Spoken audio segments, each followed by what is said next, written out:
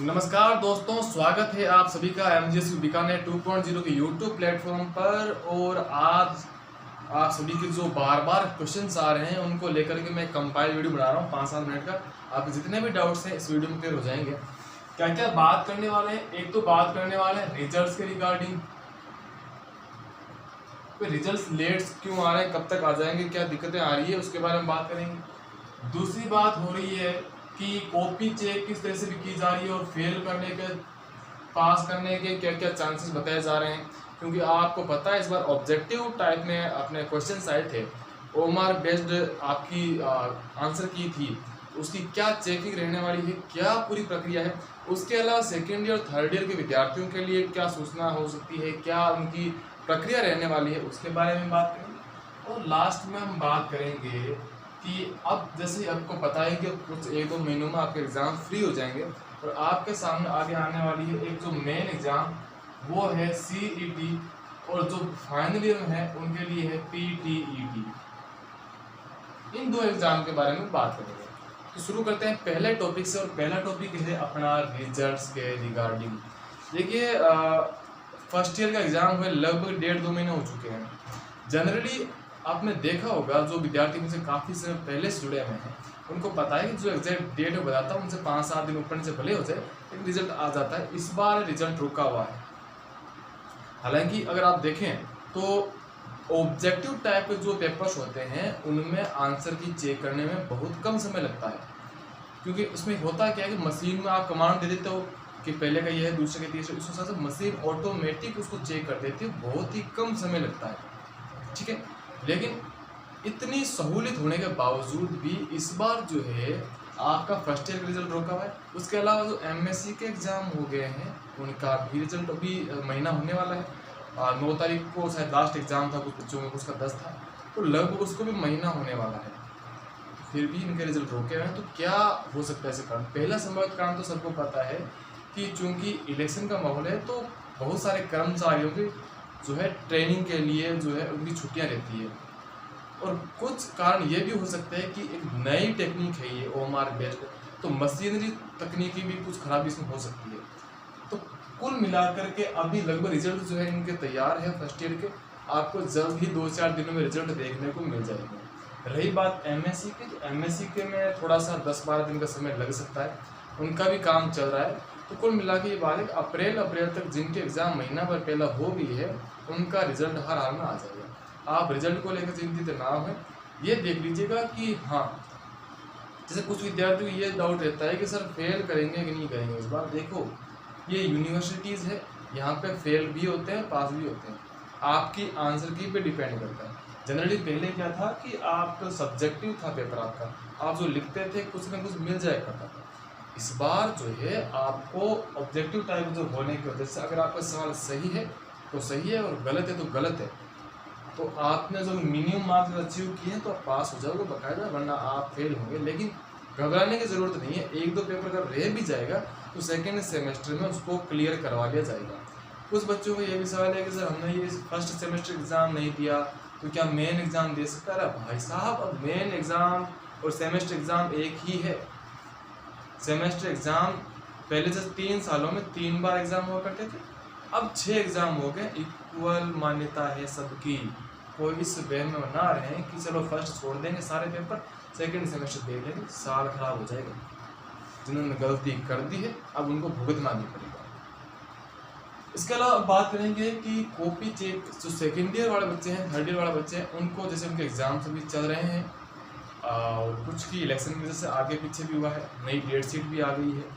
ध्यान रहे मार्केट में अफवाहें बहुत उड़ रही है, जब तक आपके पास कोई आधिकारिक नोटिफिकेशन ना आए आप भरोसा ना करें। क्योंकि आजकल हर कोई छात्र नेता बड़ा घूम रहा है, 10 बच्चे जोड़ दिए, इधर उधर फॉरवर्ड करवा लिए, 50 बच्चों को खुद छात्र नेता बन गया और कुछ भी डाला जा रहा है।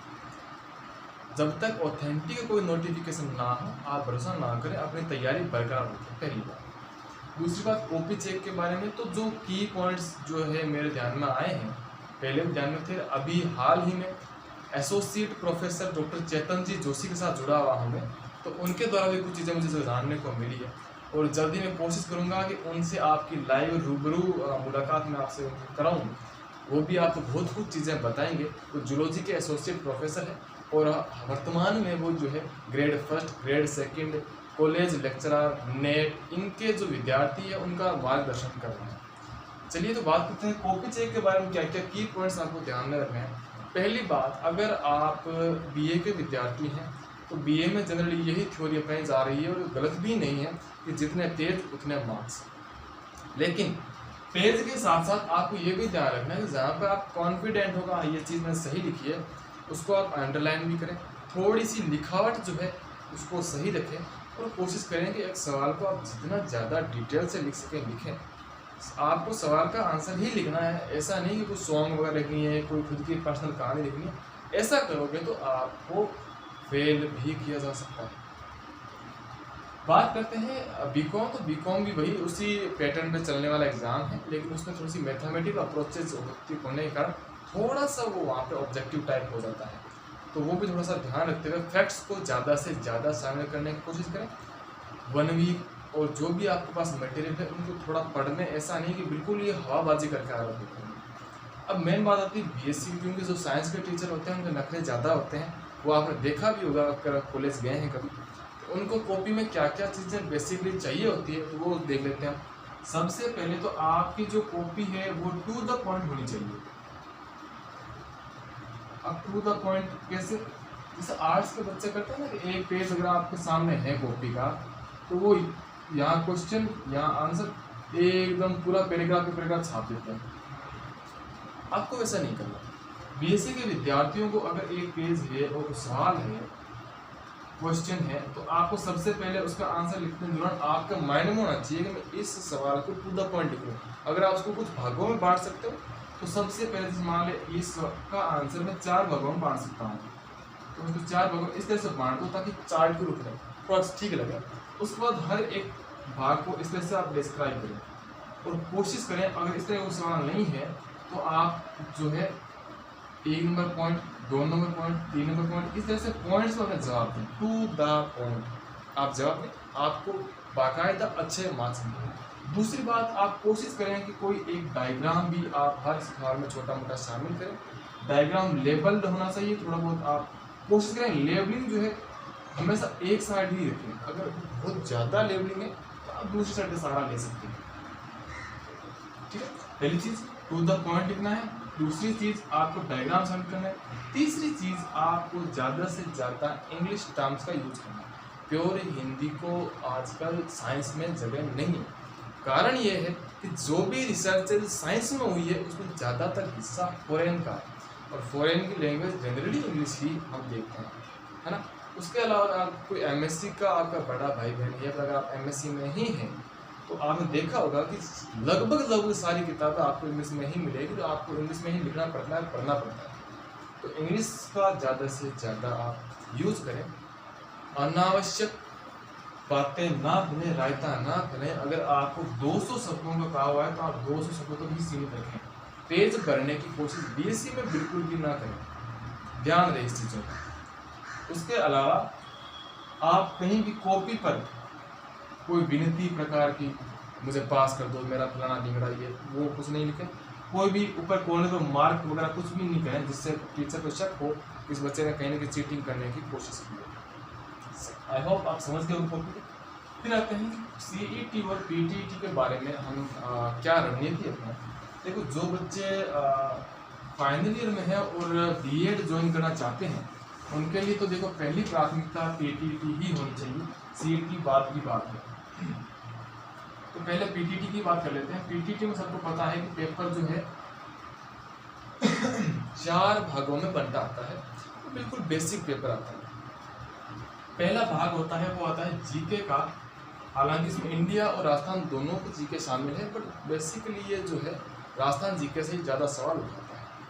इसके लिए आप पढ़ सकते हैं क्लास 6 से 10 तक की जो राजस्थान अध्ययन की किताबें वो पढ़ सकते हैं। बट ध्यान रहे ज्योग्राफी जो है, इन किताबों में जो ज्योग्राफी के चैप्टर्स हैं उनको आप एक बार स्किप करके जो नए एडिशंस की बुक वगैरह है, कोई भी नोट्स है, आप उन्हें पढ़िएगा, बाकी आप इन्हें फॉलो कर सकते हैं, सवाल आपके अंदर मिल जाएंगे इसमें से। अभी जैसे टाइम है उस हिसाब से ये इतना इनफ है। इसका वन लाइनर अगर आपको चाहिए कि यार मेरे को पूरी किताब में नहीं पढ़ सकता, मैं वन लाइनर क्वेश्चन टाइप में अगर कोई है तो उसके लिए आप ज्वाइन कर सकते हैं मेरा टेलीग्राम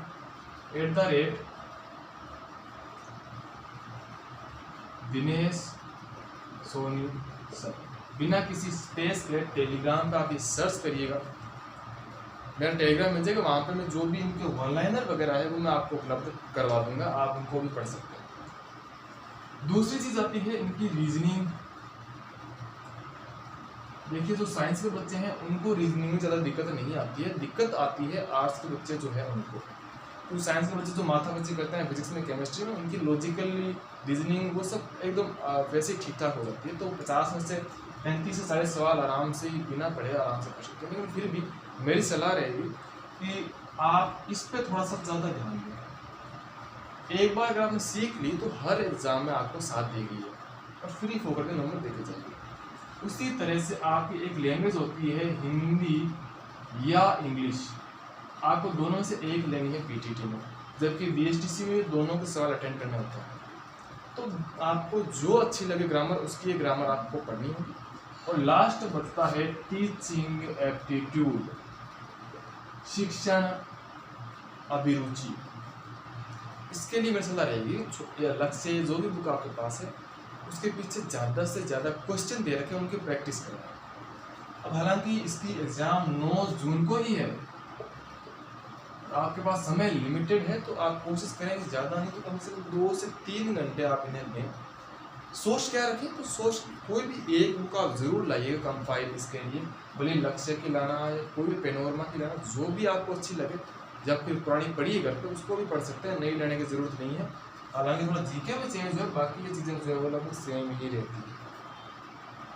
उसके अलावा बात करते हैं सीईटी के जो बच्चे फर्स्ट ईयर है, सेकेंड ईयर है, या फिर जिनको बीएड कॉलेज मिल गई है, बीएड जिन्होंने कर ली है लेकिन पीटीटी करनी ही नहीं है, तो उनके लिए सलाह रहेगी कि आप सीईटी की तैयारी जरूर करें। सीईटी 2 लेवल पे आपको पता है, 12th लेवल पर है और ग्रेजुएशन लेवल पर। भले ही आपको वो जॉब से नहीं दे रहे, कोई भी आपको मतलब नहीं उन जॉब से, आपका बड़ा टारगेट है, लेकिन तैयारी इसका करने का फ़ायदा ये होगा कि इसका सिलेबस इतना ज़्यादा है कि अगर आप इसको एक बार कर लेते हो ना तो RS प्री का भी आपका आराम से हो जाएगा। इससे उनका पेपर भी अच्छा आता है और सिलेबस भी खूब सारा दे रखा है। तो कोई भी एक अच्छी टेस्ट सीरीज़ को जो मैं ज़्यादातर क्लासों के फेवर इसलिए नहीं रहता हूँ, जीके जो है वो आप स्वाध्याय से कोशिश करें तो हो जाएगा आराम से। फिर भी जिनको ज़रूरत पड़ती है तो यूट्यूब पर खूब सारी क्लासें पढ़िए, आप टॉपिक का नाम डालें और आपको उससे टॉपिक से रिलेटेड कई सारी क्लासें मिल जाएगी। बट फिर भी आप कोई एक अच्छी टेस्ट सीरीज जरूर ज्वाइन करें। टेस्ट सीरीज मेरे ख्याल से भाटिया आश्रम जो है उनकी बेस्ट रहती है, हर दूसरे दिन उनके टेस्ट होते हैं, रैंक लिस्ट निकलती है, 15 दिनों का टारगेट होता है, तो आप सिस्टमेटिक ढंग से चल पाएंगे। अगर इसके जैसे कोई वॉल्यूम नहीं तो आप ज्वाइन कर सकते हैं। सीईटी की तैयारी आप जरूर प्रीफर करें। चलिए मिलते हैं अगले वीडियो में, धन्यवाद।